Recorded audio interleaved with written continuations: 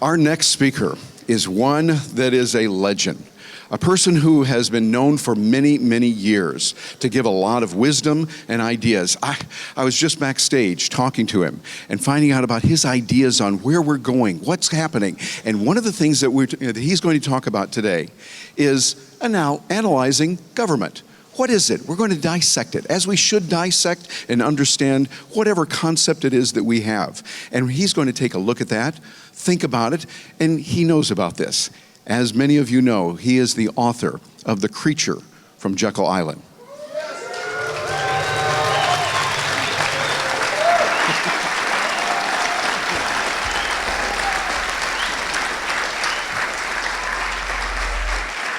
And for those of you who have not had the opportunity to read that yet, did you hear the applause? When you hear that, something should go off in your mind. You go, oh, write this down, Creature from Jekyll Island. I need to get that and I need to read it. Got it right there in the front row. Excellent. Yes, indeed. Get that. Read it. When you find really good works, you want to do it. This man, G. Edward Griffin, is a person who is one of my heroes. He is kind, he's wise, he knows what's happening, and every so often in life, you get a chance to experience someone like that. That's a time when you say, okay, hold it, I'm gonna take this thing called a cell phone and put it over there. I really can catch those messages later. Right now, I'm gonna write down what he's saying. I'm gonna take notes. I'm gonna avidly listen and go into active learning mode. Ladies and gentlemen, join me in welcoming a truly great man, G. Edward Griffin. Hi, thank you. Thank you.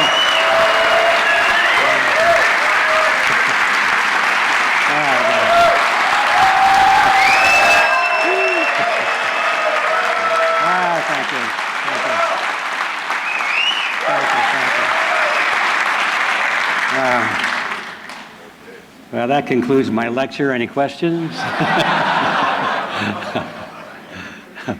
That reminds me of, we jokingly remembered when I was taking public speaking in school, we were taught the first day the 3 important rules of a good public speech. First is the introduction to the speech. The second part is the speech itself. And the third part was the round of applause from the audience. So I've already reached the end of my speech. That's why I was thinking I'll just go to the Q&A right now. Well, thank you very much. I can't tell you how great it is to be here at this event and with these people. I cannot say that ever, and I have done a lot of speeches in my life, but never before have I been in an audience that's had quite the high level of understanding of what's really going on in the world today.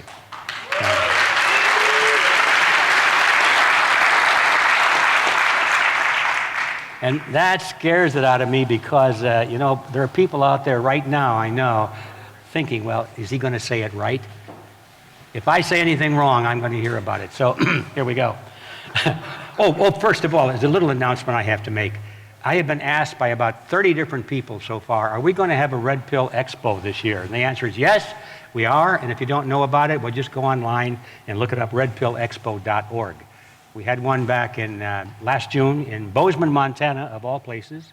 And you know all about the Red Pill and the Matrix movie. It's on that theme. The idea is to discover what the reality is, to pull away the illusion and find out what's really going on in life. That's what the Red Pill Expo was all about. And we have now a Red Pill University that plays upon that theme and goes 365 days a year. So if you don't know about it, just look it up at redpillexpo.org or redpilluniversity.org. And the event is planned for June 21 through 23 in Spokane, Washington. So it's going to be really a ball. All right, so now, my topic today is something that you folks know a lot about, if I may end a sentence, a preposition with. I'm talking about government today. I'm talking about this word anarchy today. And, you know, I get the question, probably not as much as many of you, but many of my friends, when they found out that I'm coming to speak before a group of anarchists, they look at me like, uh-oh, Griffin's gone off the deep end. We knew it would happen, and here it is. So And they say, well, why are you going to do that? Are you an anarchist? That's the question. How many have ever heard anybody ask them the question, am I an anarchist? Of course, you all have had, I know. And I have to answer, well, that depends on how you define the word, because they have an idea of what anarchy means. And what I have is another idea of what anarchy means, and that's pretty much what you folks have here. But if we don't define these words, we're talking as though we're in two different vacuums, and they're not hearing us and we're not hearing them. So I'm going to be addressing the question so we can define really what that means today. And I think once we define what anarchy means to us, we're going to find out that these people who are asking the question, are you an anarchist, are going to say, well, so am I. So that's my mission today, is to try and get on some kind of a level understanding with people who don't really yet haven't figured out what we're talking about. And the question, of course, is anarchy means no government, right? And the answer is, right. But now we have another word to define, and that's the word government. What do you mean by government? Is this better? Oh, okay. Wasn't coming through before. Is this better? Oh, okay. All right. All right. All sounded good to me. So now we have to worry about another word, which is government. Now, government means the state, right? Well, maybe yes and maybe no, and that is my topic today.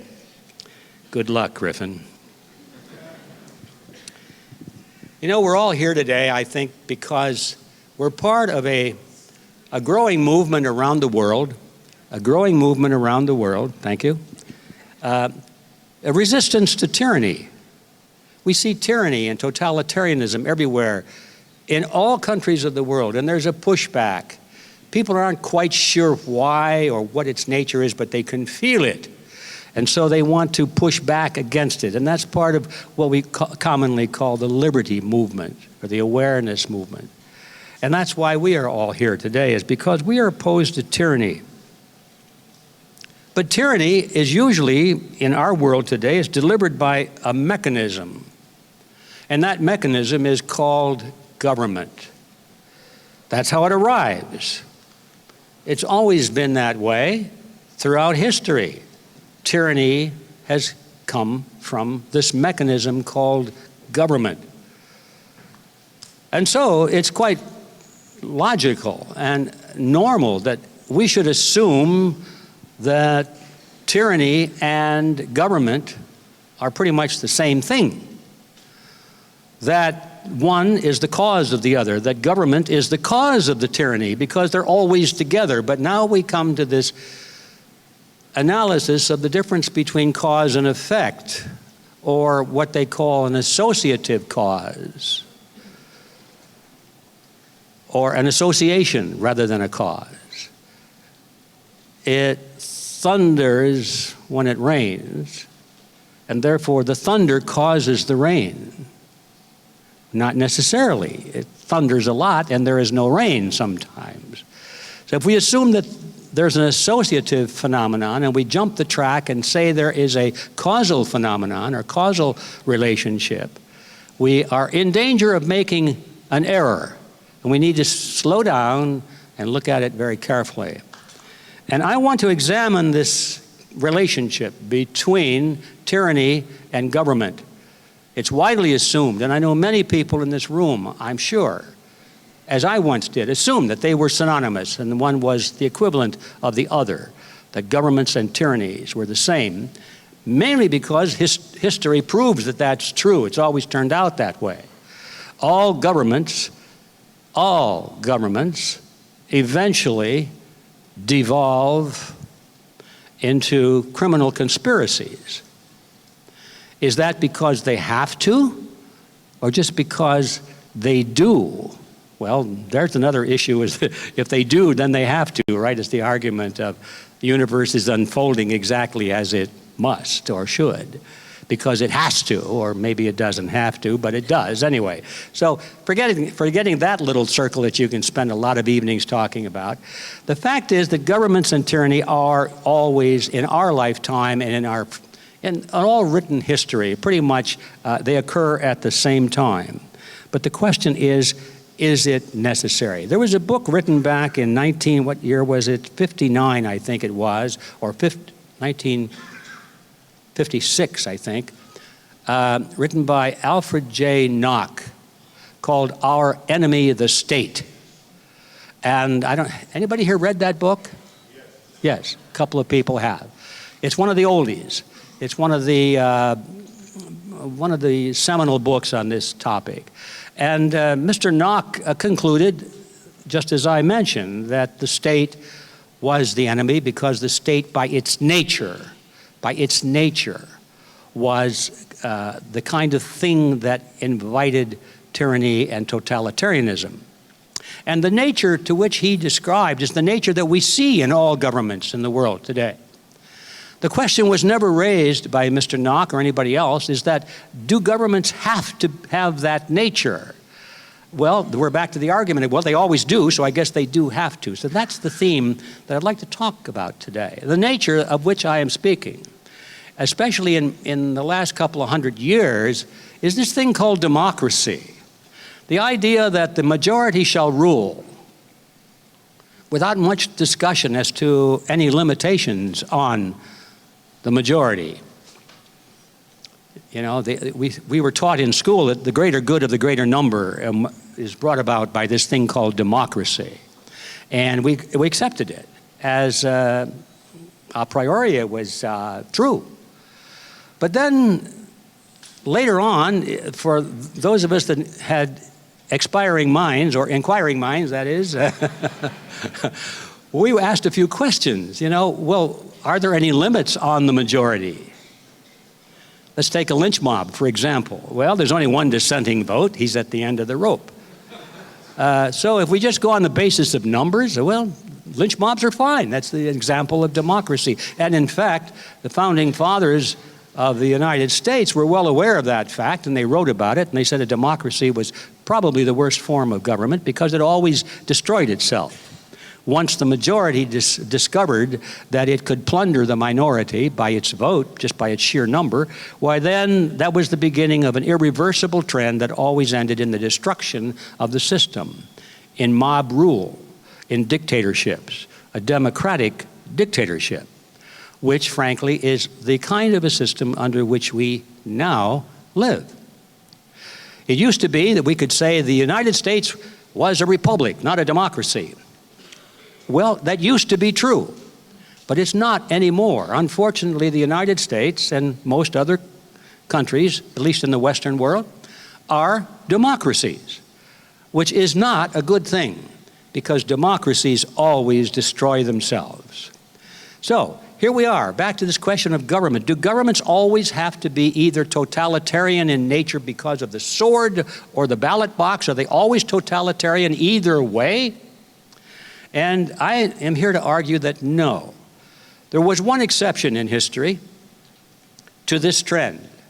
All other governments have yielded to that except one, and that was the United States, which held firm for about 100 years, maybe a little bit less. The Constitution was a brilliant experiment. I'd like to back off and just give you an example of where I'm going with this. There's a letter that many of you have probably read, written by Thomas Jefferson to one of his friends. I believe he was a doctor. And this friend had written to Jefferson, and he said, Mr. Jefferson, now that we have this government that you have created for us, and they used the word government in those days. They could have said the state, but they said the government because that's the word everybody used, and we still use it. It's now that we have this government, how can we be sure that only good men are elected to office? And Jefferson's response was classic. You could sense he was irate at the question. He said, "Speak to me not of good men. Let us rather bind men down by the chains of the Constitution. Wow, you have to read that over and over and over again before the full depth of that phrase sinks in. Jefferson was saying, are you kidding? Good men going into office? It'll never happen.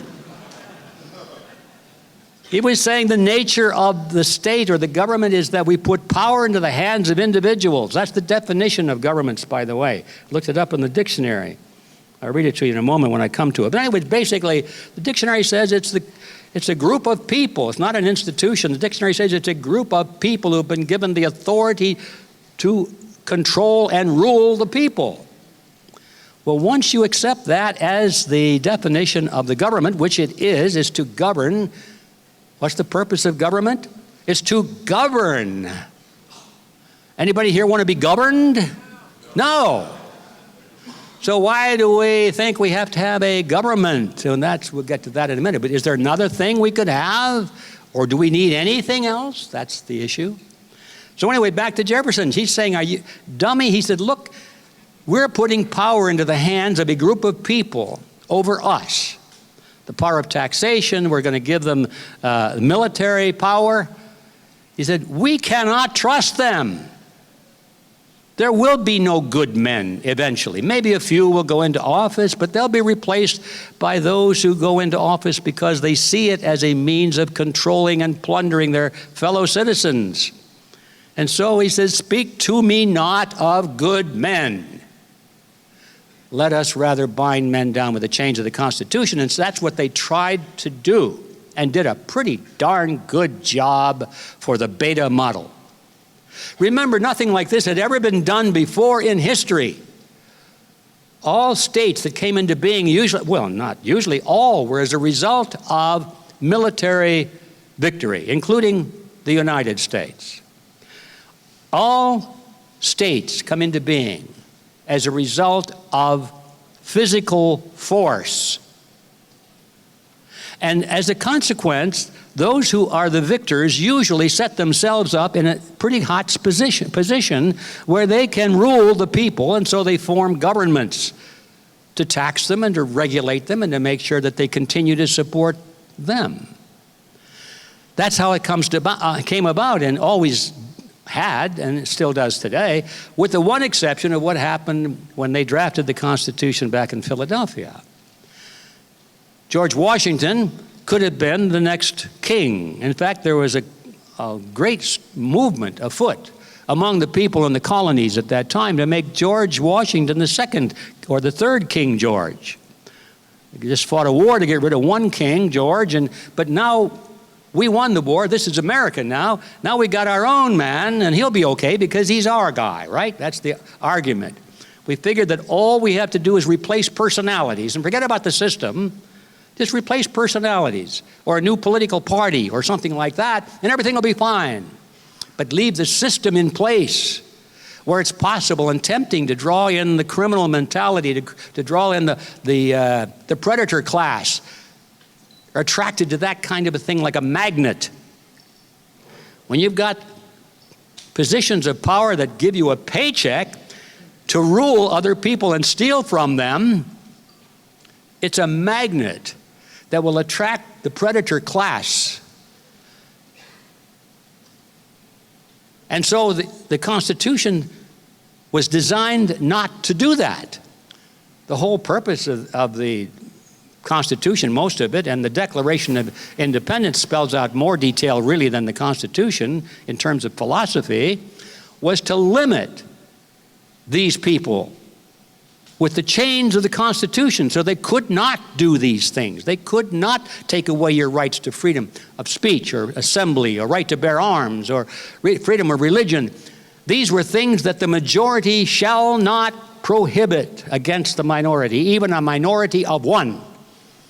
The essence of the United States Constitution originally was to protect one person, you, from all of the rest of the people in the world. To protect you in your God-given rights or your intrinsic rights that you had upon birth. Your rights to property, your rights to life and liberty. These were the things. That was the only legitimate use of force. Well, okay, they didn't do a perfect job. It was a beta model, don't forget. There was a lot of controversy. They had to make a lot of compromises, as you know. A lot of provisions were put in, and some people said, well, I can't support that, so they had to get rid of some very excellent links in the chain in order to get the whole thing passed. So the system lasted for about 100 years and began to fall apart. The missing links showed up as being gone. There were weak links. And through Supreme Court decisions and a lot of lawyers going into political office as predators, and as the school system faded away in terms of teaching these principles about the chains of the Constitution, this thing called the Republic was lost. And the Republic turned into a democracy over a period of about another 100 years. And that's where we are now. The difference between a republic and a democracy is very simple. A republic is a limited democracy. In other words, the majority has a voice in the election of representatives, but the majority cannot authorize those representatives to do anything that the people themselves cannot do.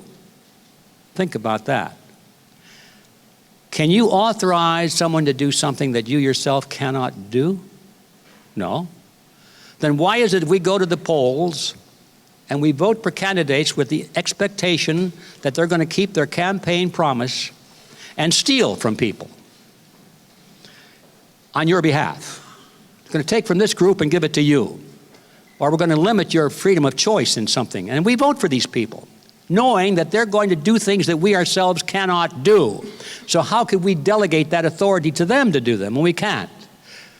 That's the point at which this whole thing starts to fall apart. I cannot, and you can't either, tell your neighbor what to teach their kids.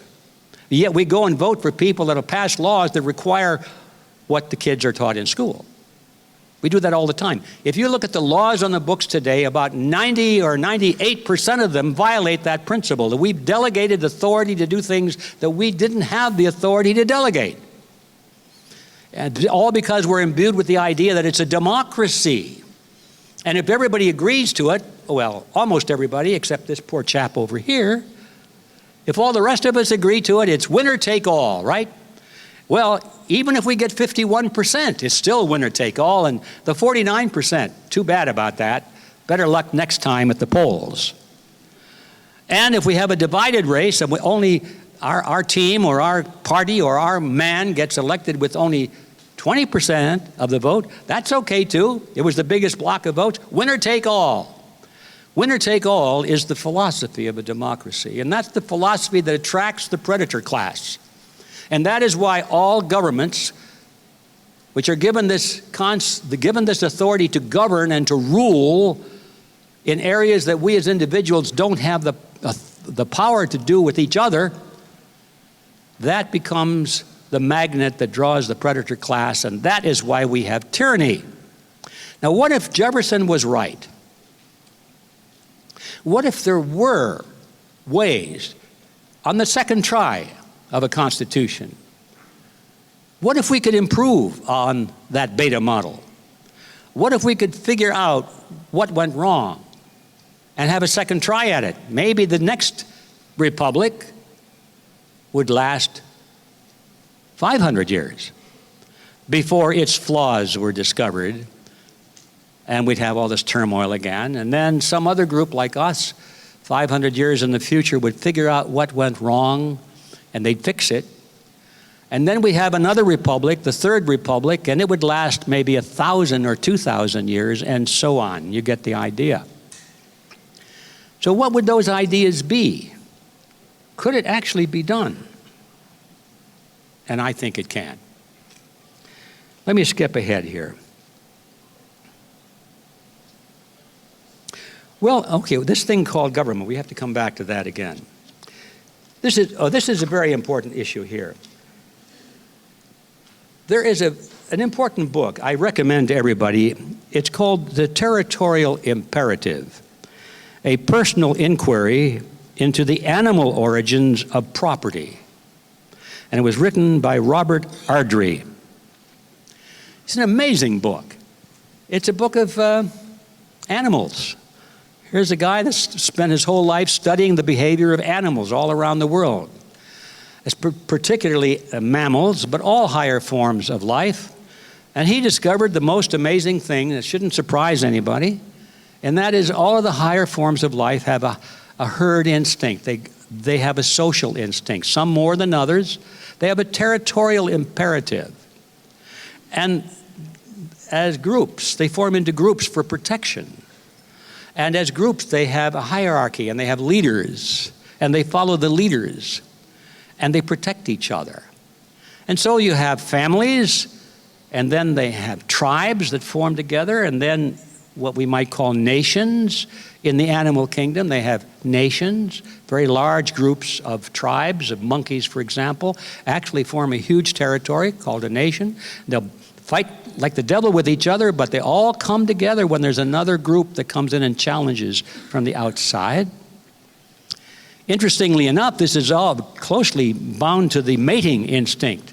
It's part of, me Tarzan and you Jane, and come to my tree house, or sort of things, my tree house, And Jane's looking to see whether that tree house is better than the other tree house.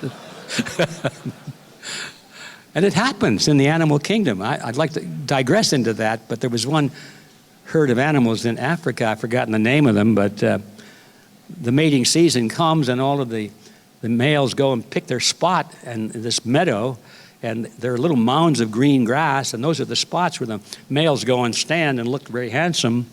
And the females come in and sort of look around for the best green spot. And the author, Ed Ardrey, is pretty funny the way he said it. He said, the females don't seem to be too fussy about with whom they mate, so long as it's at a good address.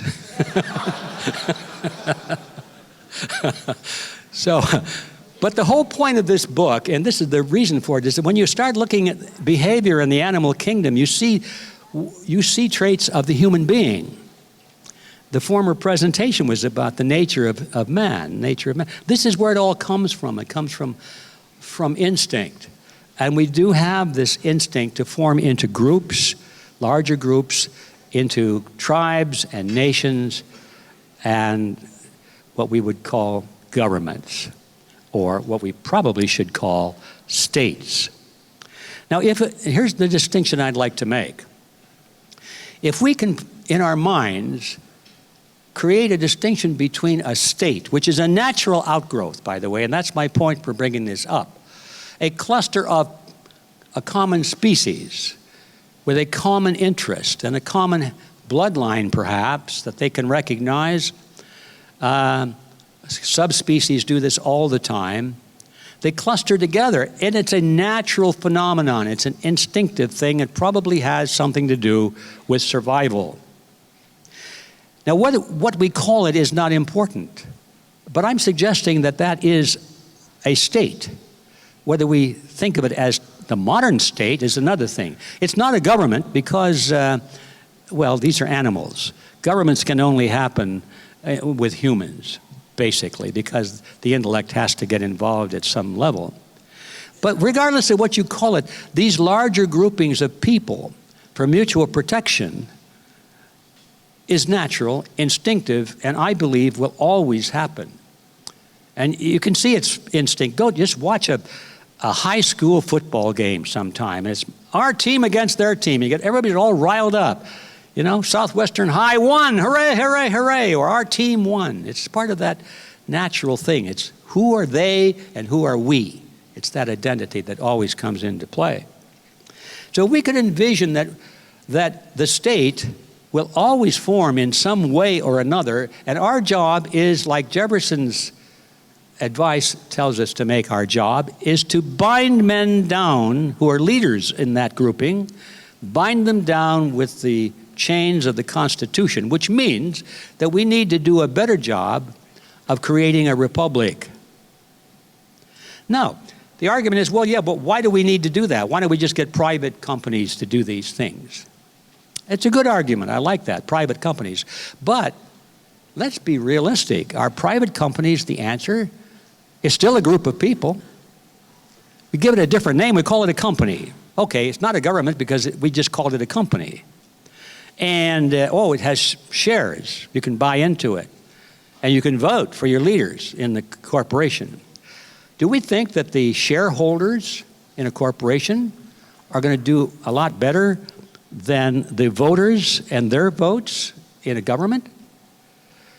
Corporations are always, not always, but the bigger corporations are almost always dominated by very ruthless people at the top.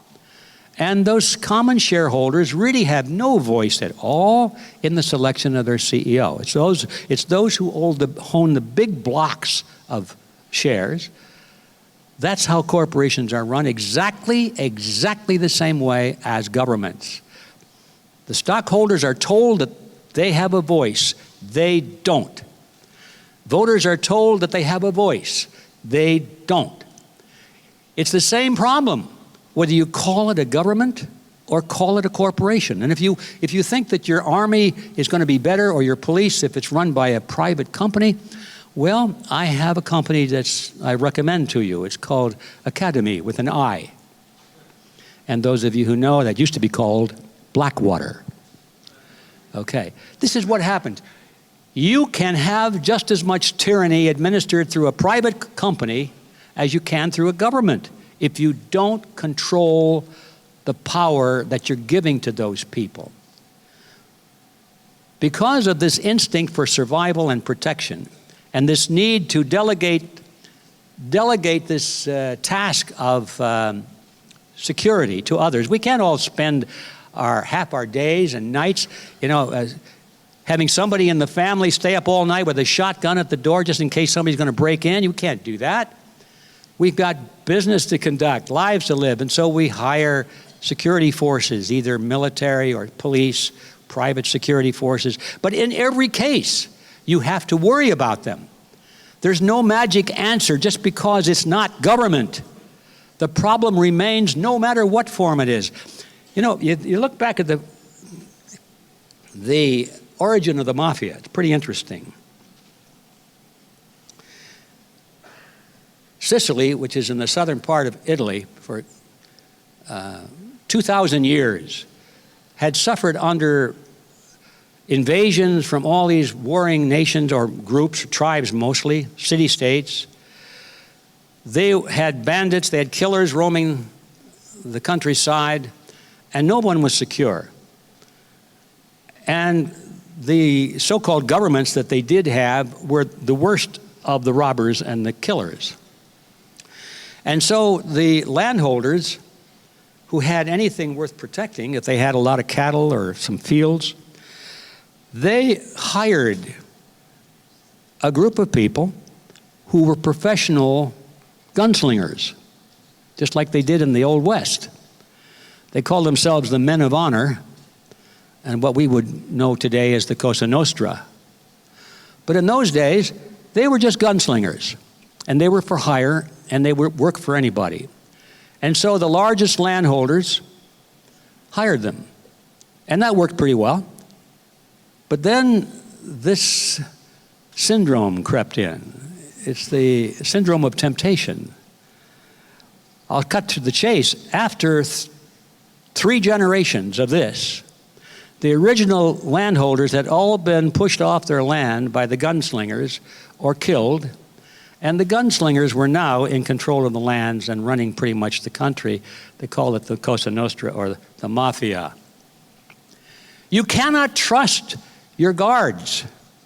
I don't care who they work for or what they call themselves, government, army, police, Boy Scouts, Girl Scouts, I don't care what name you want to give them. You give them a gun, and you tell them it's okay to use that gun in your defense. You had better watch those people like a hawk. And you can't escape that responsibility simply by saying, well, as long as it's not the government, it's okay. And this is my message here today. We have to face the problem at its root, which is trust in those whom we authorize the legalized use of force, supposedly in our own self-defense. So what does that mean? Can we do this in a state? And yes, we can. I come back to our Constitution. It was a great beta model. We have a chance to build upon that. I think that, and I know I'm probably pushing the end of my time, so I'll come to the end of this. How much? 10. Good. That's about right. Thank you. So what do we want this thing called government or the state to do for us? We know we don't want it to govern. So what do we want this entity that's going to happen one way or the other because it's natural? What do we want it to do? And the answer is clear. We want it not to govern us. We want it to protect us. We want it to be a protector against those who would take away our lives, our liberty, and our property. And that's it. Because those are the only reasons we have the power, the legitimate authority to use force against another human being. There's no one that would challenge, or very few who would challenge your right to defend yourself, your life, your liberty, and your property, and use force to do it, even lethal force if necessary. Some people might object to it, but very, very few. It's a natural instinct. So if those are the legitimate rights that we have to use force against other human beings, those are the only reasons that we can use when we delegate this authority to this thing called government, called state, called tribe, whatever. Whatever we call it. No matter how we structure it, no matter how we fund it, those are the restrictions on its use of force. Not only that, once we've done that, we have to not trust it.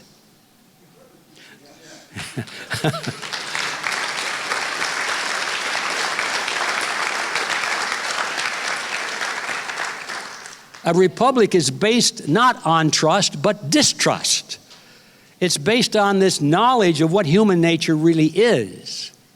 And so, having taken away this authority on paper, we have to be very specific as to what the authority is. We need to spell it out, leave nothing vague, nothing like, for the general welfare or something like that.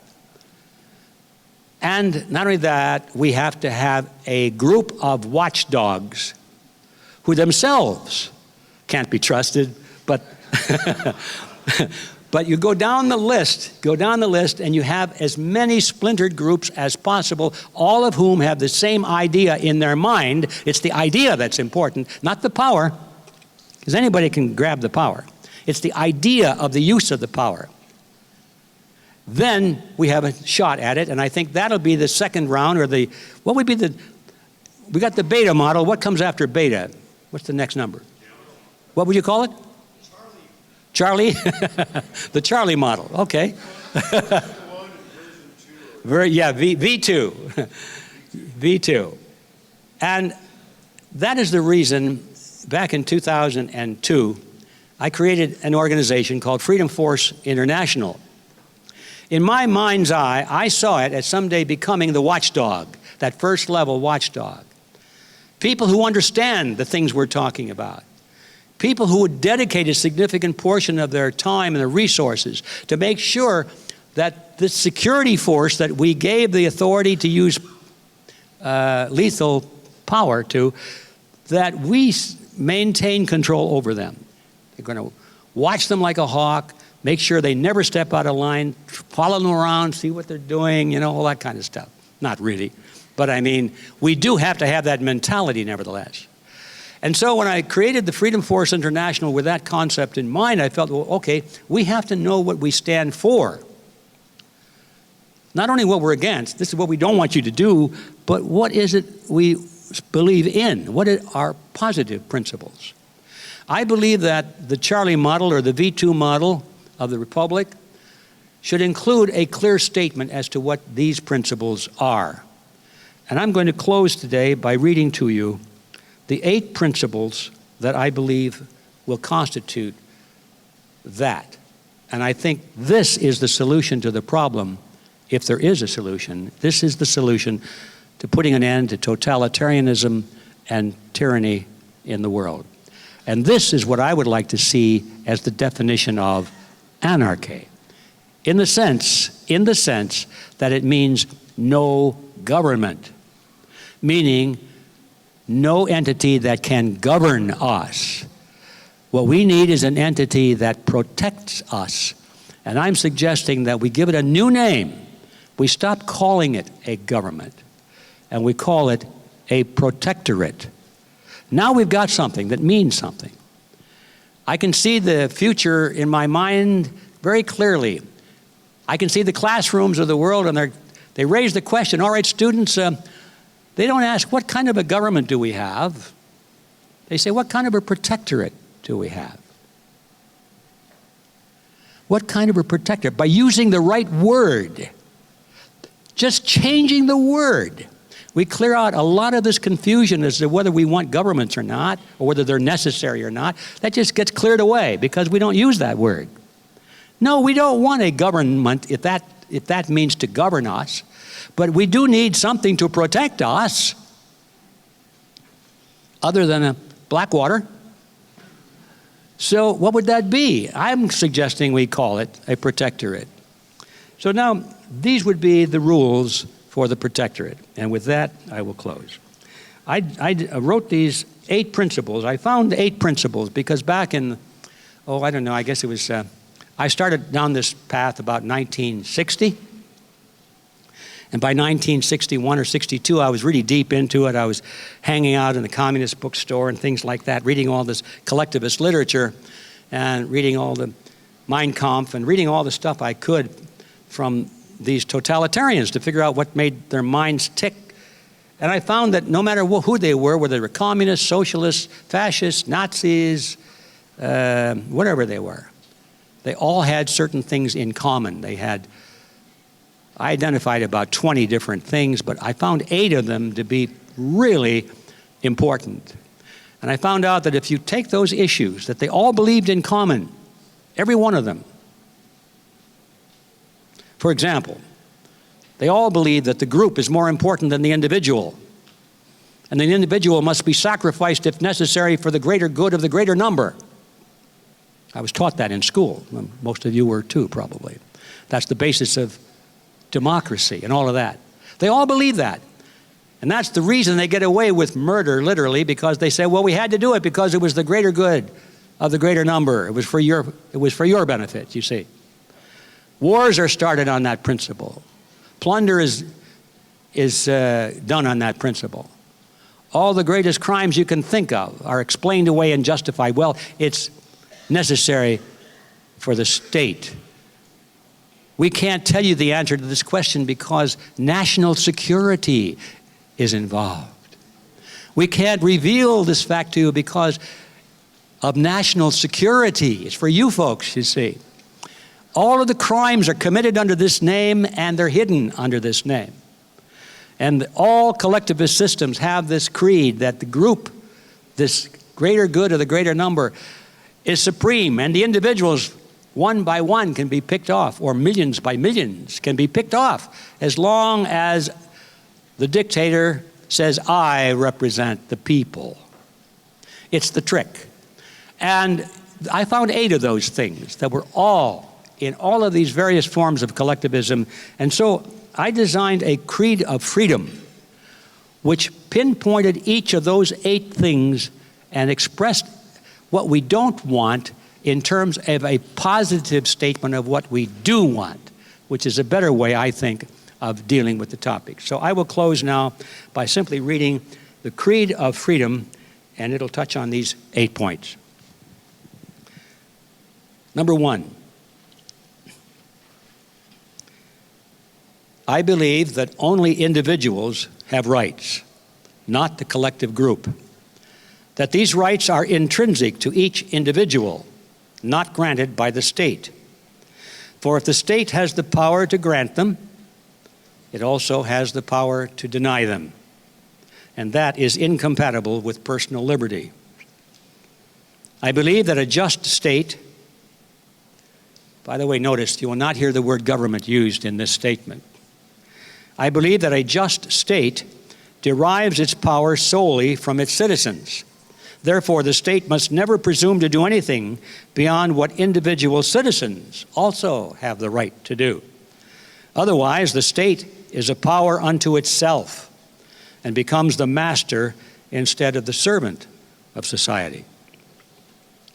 2, I believe that one of the greatest threats to freedom is to allow any group, no matter its numeric superiority, to deny the rights of the minority, and that one of the primary functions of a just state is to protect each individual from the greed and passion of the majority.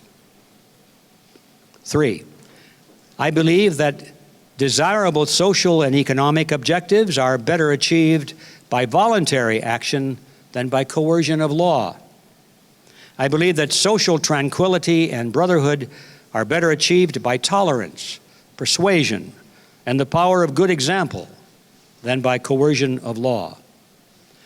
I believe that those in need are better served by charity, which is the giving of one's own money, than by welfare, which is the giving of other people's money through coercion of law. 4, I believe that the human instinct for private property is a positive force because it provides an incentive for production, which is necessary for the material support of mankind. It justly rewards those who use resources wisely and punishes those who abuse them. Those without property must depend on others for survival, and those who depend on the state must serve the state. Therefore, private property is a human right essential for prosperity, justice, and freedom. And 6, and we're getting right there. 6, I believe in freedom to accept or reject any currency or other forms of money based entirely upon my personal judgment of its value, because a monopoly over the issuance of money and the power to force others to accept it leads to corruption, inflation, and legalized plunder. 6, I believe that all citizens should be equal under law, regardless of their national origin, race, religion, gender, education, economic status, lifestyle, or political opinion.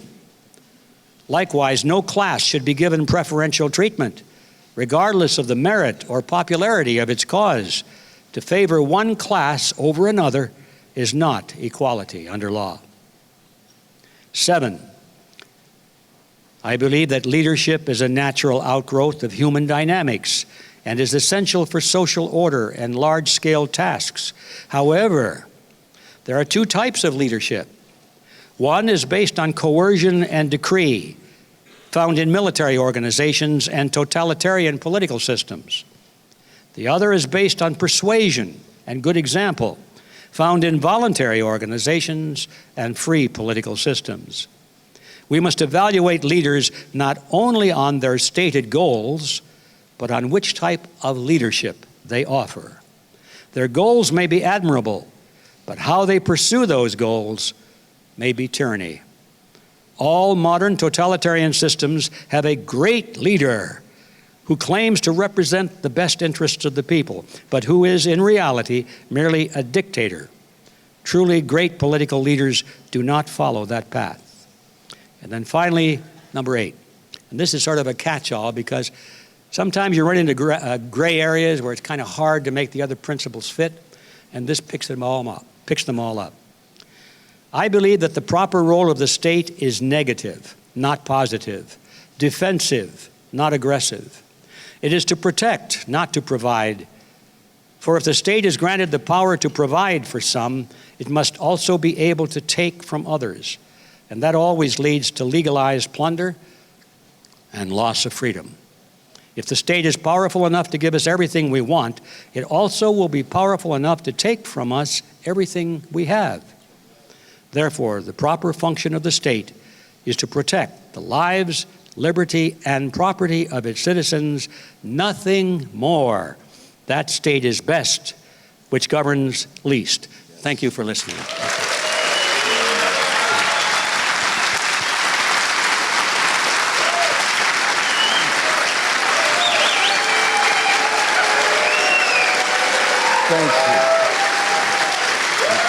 on just a minute. Hang on just a minute.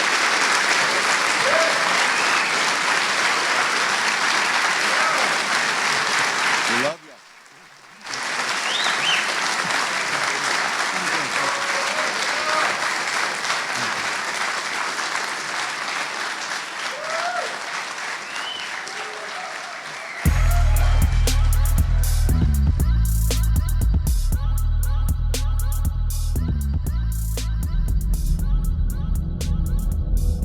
There was an idea. To bring together a group of remarkable people. To see if we could become something more. So when they needed us, we could fight the battles that they never could.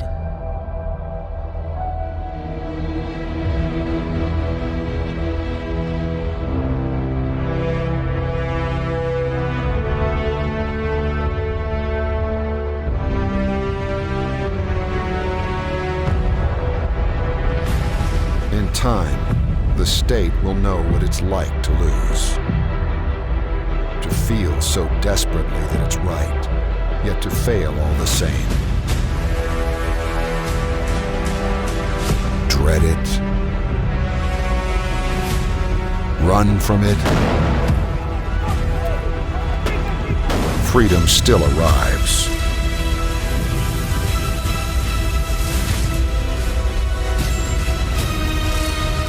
Vacate the state.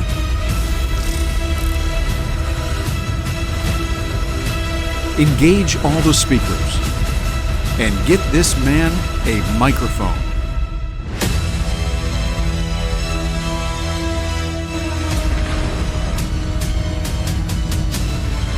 Fun isn't something that one considers when eradicating tyranny. But this does put a smile on my face.